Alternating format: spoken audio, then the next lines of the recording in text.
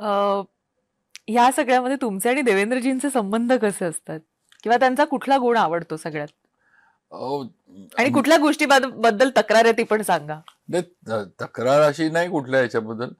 फक्त मी खरं म्हणजे राष्ट्रवादी काँग्रेसमधनं पहिल्यांदा आमदार झालो. दुसरी तिसरी टर्म पण मी त्यावेळेला म्हणजे, साहेब माझ्या आधी एक टर्म आमदार होते आणि मी निवडून आल्यावर मी नेहमी आम्ही पॅसेजमध्ये वगैरे इकडे येता जाता आपलं हाय हॅलो कसं आहे एवढं आमचं चालायचं.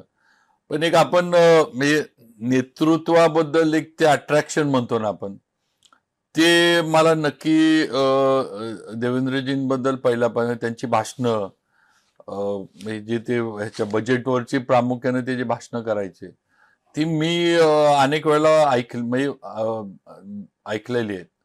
आणि नंतर मग मुख्यमंत्री झाल्यानंतर पण त्यांचं कामाची पद्धत, एवढ्या तरुण वयात मुख्यमंत्रीपद एवढं एक घेऊन पण त्यांनी जे प्रभावीपणे स्वतःचं आणि पक्षाचं त्यांनी म्हणजे ते एक अट्रॅक्शन नक्की मला त्यांच्या नेतृत्वाबद्दल होतं. आणि एक कार्यकर्त्याला किंवा त्यांचा जो विश्वास देण्याचा एक जी काय क्वालिटी त्यांच्याकडे आहे किंवा ज्या पद्धतीनं ते हे करतात, ते आणि आजच्या ह्याच्यामध्ये म्हणजे मी जे बघतोय म्हणजे आता मी आमदार होतो किंवा आज सुद्धा आज सगळे विधानसभेतले जे सगळे आहेत म्हणजे भाजप असेल, अ, राष्ट्रवादी असेल किंवा विरोधी पक्षातले सुद्धा आमदार असतील, थोडं हे पुढे जाऊन माझं बोलणं होईल पण मी एवढं की ह्या सगळ्यांचा विश्वास त्यांच्या पक्षाच्या नेतृत्वावर जेवढा आहे त्याच्यापेक्षा जास्त विश्वास देवेंद्रजींवर आहे एवढं तर नक्की,